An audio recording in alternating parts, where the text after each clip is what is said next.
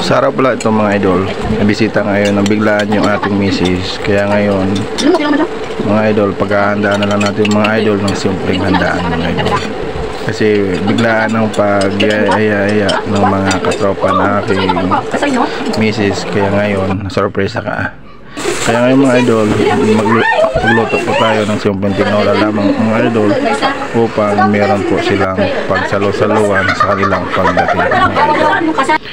Ito mga idol, ang pagbibisita ng mga katropa o mga kaibigan ng aking asawa sa aking may bahay ay isang mapalang araw mga idol.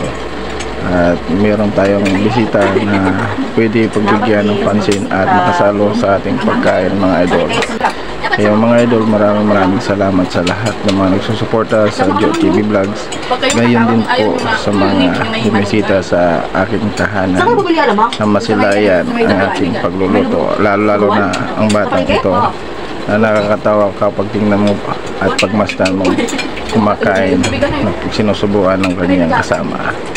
At maging masaya ka mga idol, makikita mo sila na habang kumakain sila, makikita mo ang saya sa kanilang mga mata. Lalo na pag kumakain sila, makikita mo talaga mga idol ang kanilang mga kasiyahan. Simpleng kasiyahan ng mga idol sa kanila.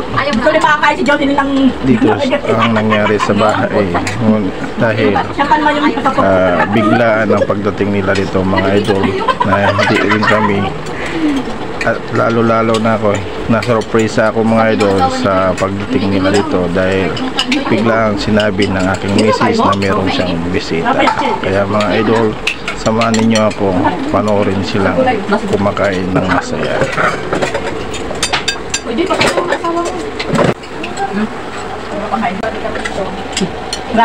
Nakakain na libre.